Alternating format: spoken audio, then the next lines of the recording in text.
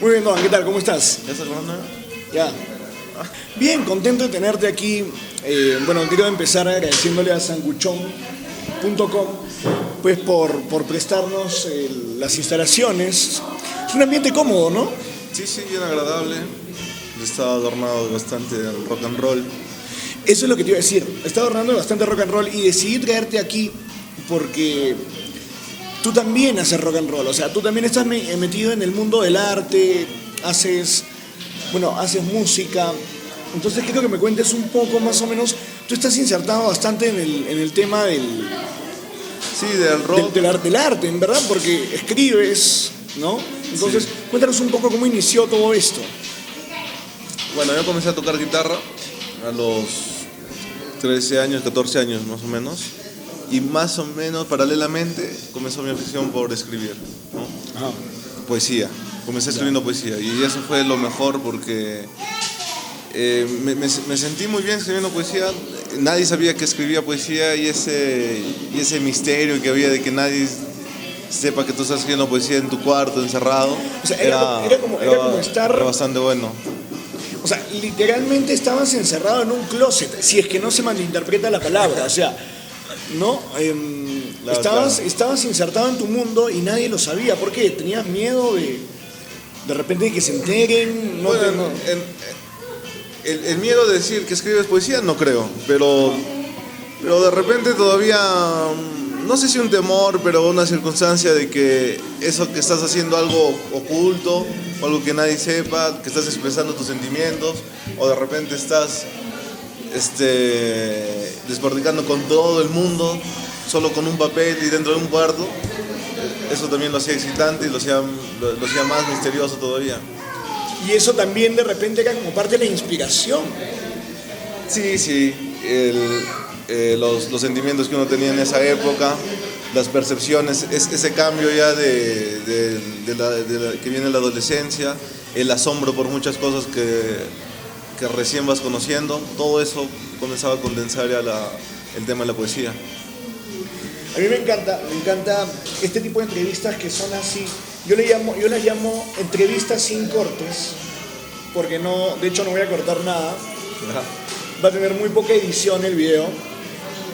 Y me gusta porque a veces así cuando las cosas salen de improviso, las cosas salen mejor y mucho más bonitas. Por ejemplo, nos han puesto el ají con la cucharita al revés, ¿no?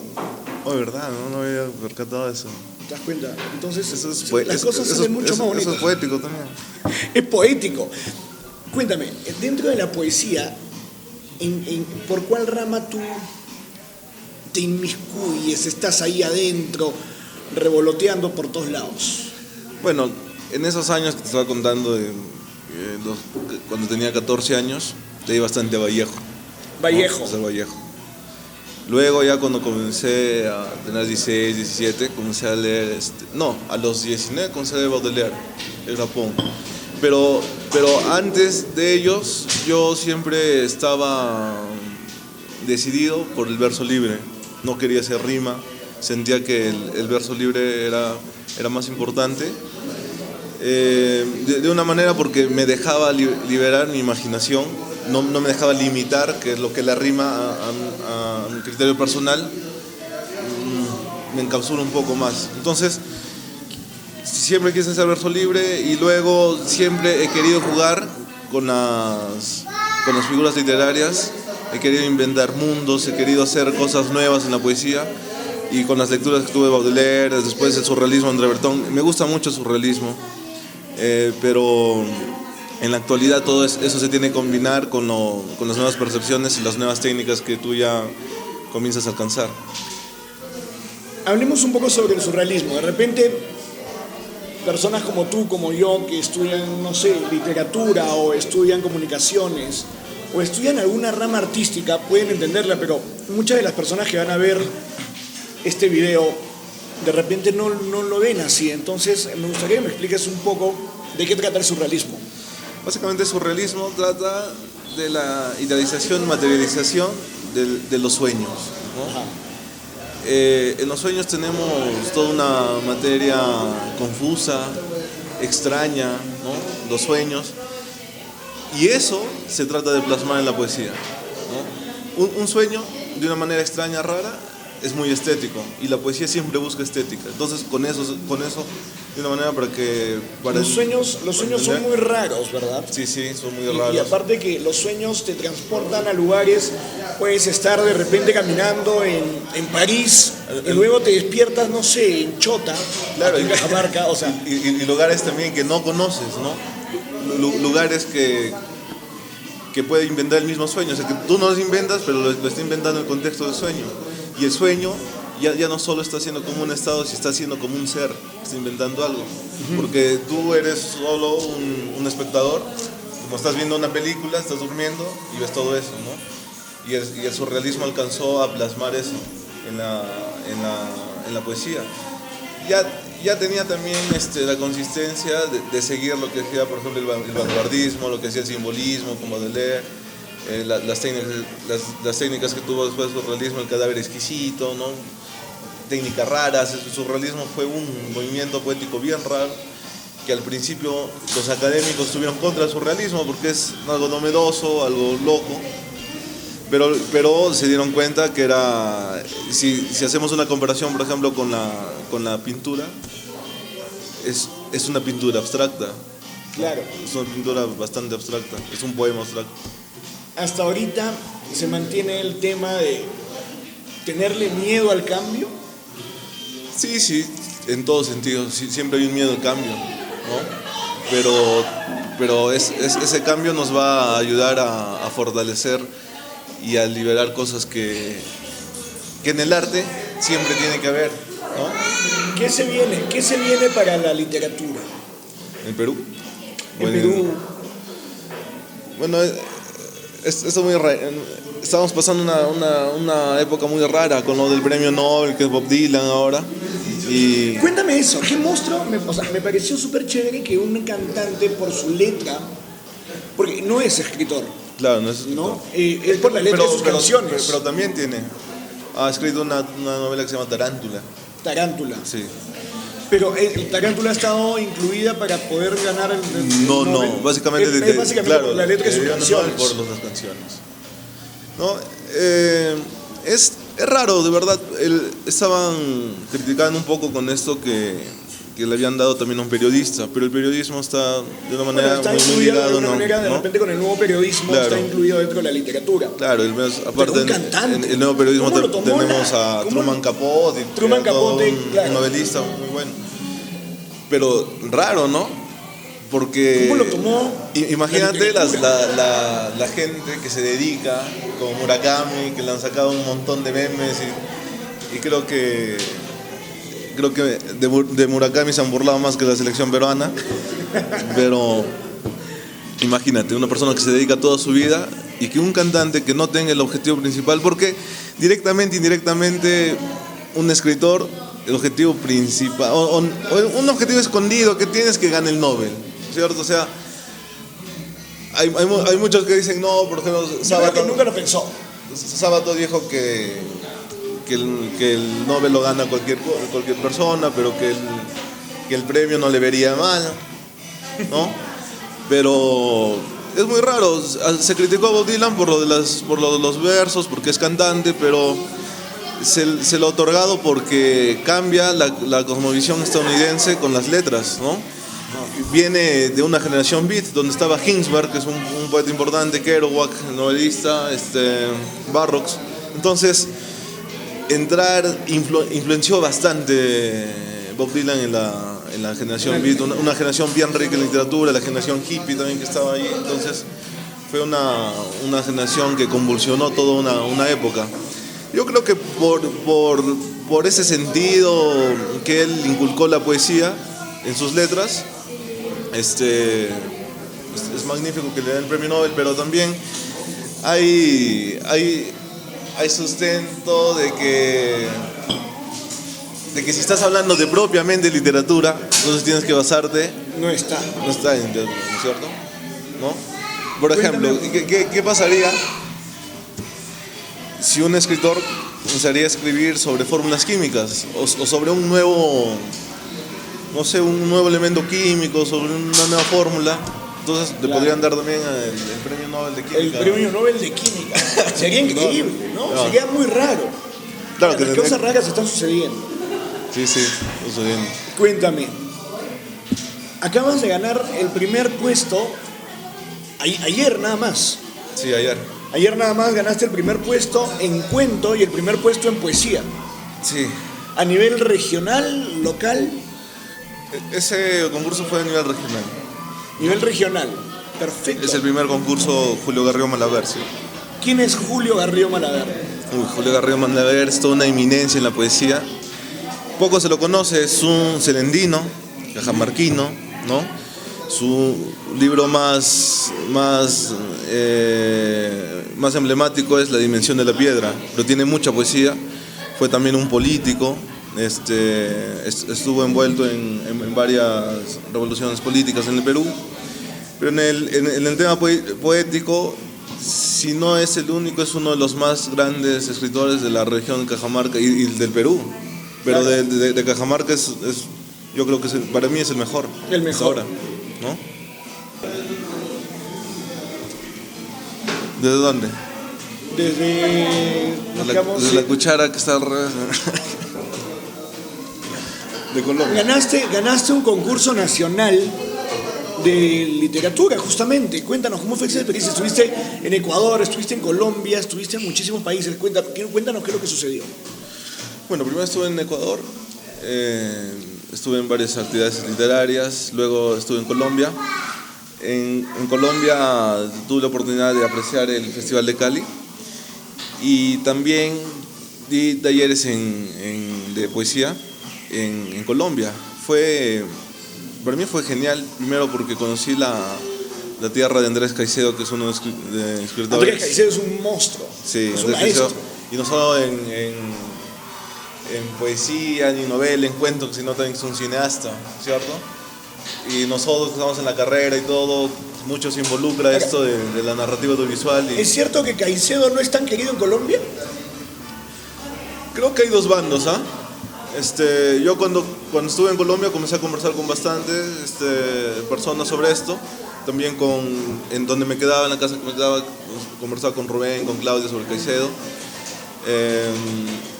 Y me decían que habían grupos que le hacían muchos tributos, hasta llegaban al extremo de endiosarlo a Caicedo demasiado, hasta con una exageración a Caicedo, ¿no? Pero hay otros grupos, es parte de la crítica, que también tienen sus márgenes, sus límites con Caicedo y no les parece, ¿no? Pero fuera de endiosarlo o de que no les importe, Caicedo sí tiene un lugar bien ganado en la literatura colombiana, ¿no? Su novela Viva la Música, sus cuentos Angelitos Empantanados, sus proyectos de guión. Imagínate, Caicedo fue tan loco que se fue a Estados Unidos a escribir sus guiones para cine y él quería ser cineasta, pero le fue mal en Estados Unidos, volvió a Cali, formó un cineclub y también ya comenzó a escribir más la corta. Lo que pasa es que se han llevado las hamburguesas. ¿Ah? Señorita, la Royal para acá. Menos ketchup para él y con todo para mí. Muy bien, Gracias. Llegó lo más importante de la conversación. Sí, sí.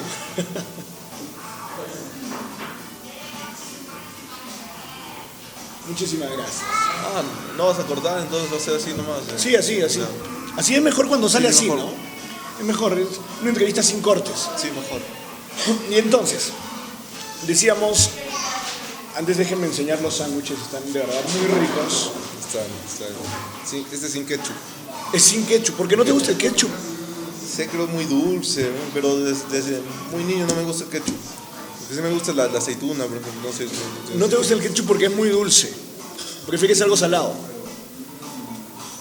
Sí, sí puede ser. No, muy empalagoso siendo el ketchup, por eso que no va.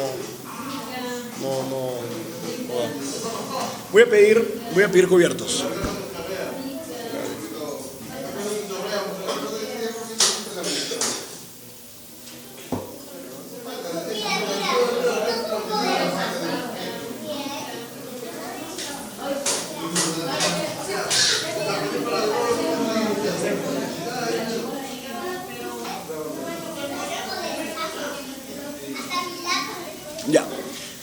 Cachito, estás en tu faceta de mozo también. Una pregunta, sí, estoy en la faceta de mozo. Escucha, una pregunta. ¿Lograste llevarte la tumba de Caicedo? La lápida, mejor dicho, no la tumba. No se puede llevar la tumba. Pero, quería hacerlo, pero no logré. ¿Cómo es eso? Es una locura. Cuando llegué me contaron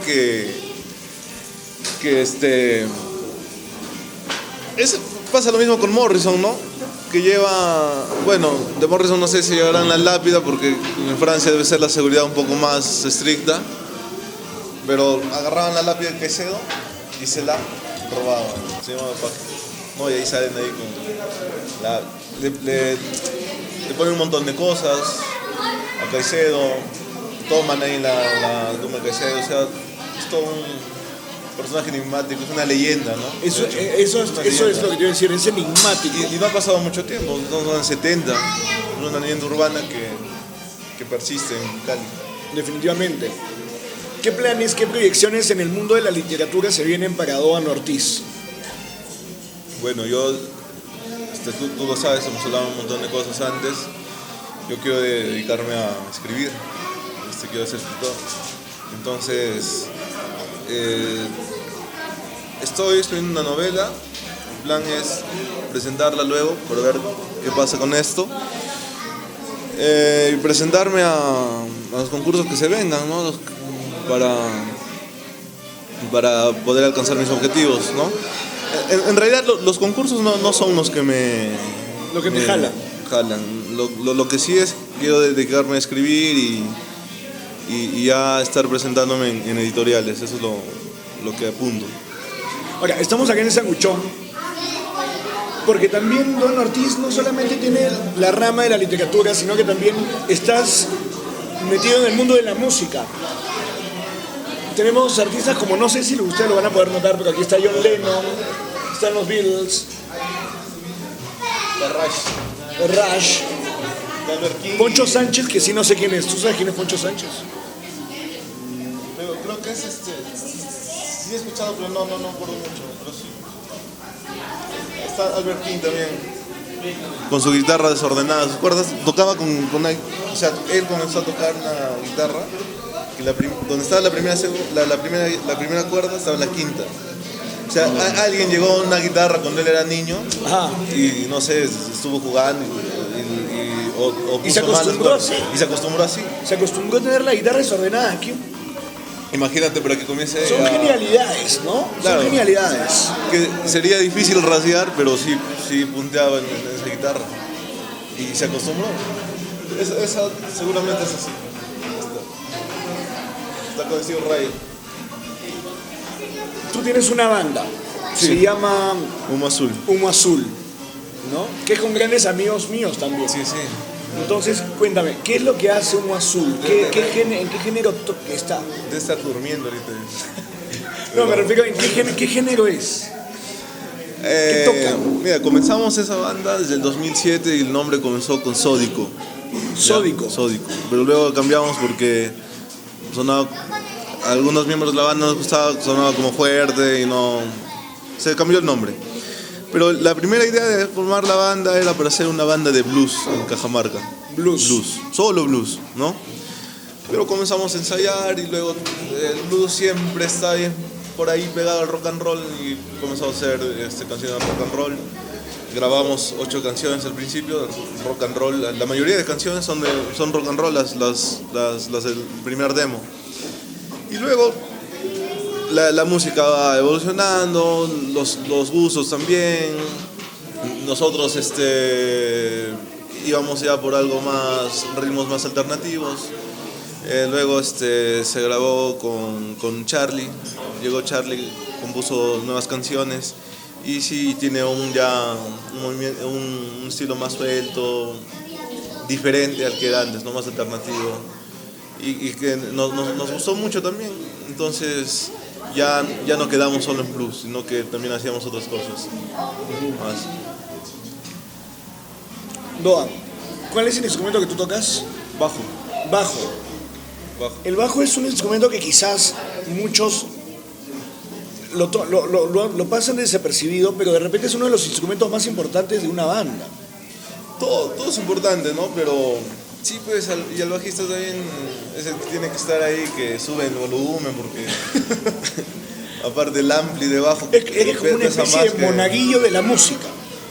Sí, y tienes que estar con un tremendo ampli, porque si no, no suenas, ¿cierto? El vocalista es el sacerdote y tú eres el monaguillo. Sí, le puede ser alcanza. ahí. Pero Ahí- esto, ahí hay una alianza, ¿no? Entre el baterista y el entre el bajista. baterista y el ¿no? bajista. Es algo que tienes que... Creo que la misma naturaleza de ser poeta es la misma naturaleza de ser bajista. Porque después de que tocas, todos se van a felicitar al guitarrista, al vocalista Exacto. y el baterista con... El baterista con el bajista. Oye, brother, ¿qué tal? Bien. Sí, ajá. Oye, ya, sí, cholo, bacana. Eso está mal. Eso está mal. Pero es así, es así. Ya hay que acostumbrarse.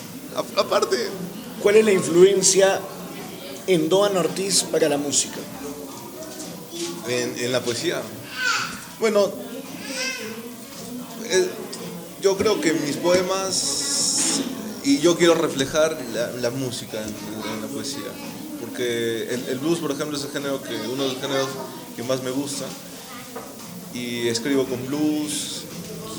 Quiero que tenga blues el poema, quiero que se sientan los acordes del blues, quiero que se sienta allí esas guitarras antiguas de Robert Johnson, quiero que fluya eso, ¿no? Entonces hay sí una alianza entre la música, entre el verso y también me gusta mucho la imagen, por eso también me encanta el cine y eso también quiero representar ahora lo que estoy haciendo en mis narraciones, ¿no?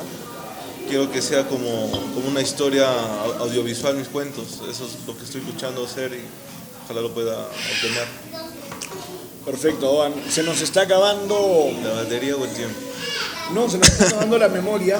Ya. Es una memoria que más o menos tiene unos 20 minutos y creo que ya nos hemos pasado un poco.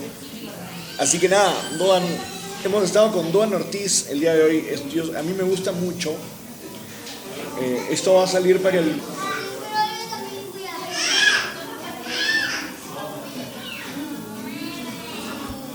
Hemos estado con Doan Ortiz, de hecho se apagó.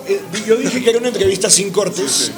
Se cortó, Pero tuve que cambiar sí la hay memoria. cortes, sí hay cortes. Sí hay cortes porque tuve que cortar o sea, se cortó la memoria, tuve que volver a poner otra memoria y Sí, sí. es por eso el corte, no es por otra cosa. Entonces, de hecho, Doan, ha sido un gusto estar contigo. En verdad, aprecio mucho lo que haces Gracias. y no podía tener un mejor invitado para esta entrevista. Así que, Doan, Muchas gracias. Gracias, provecho Cachito. y a comer. Sí, sí, comer una vez. A darle vuelta a eso ya no lo vamos a grabar. Así que, chao.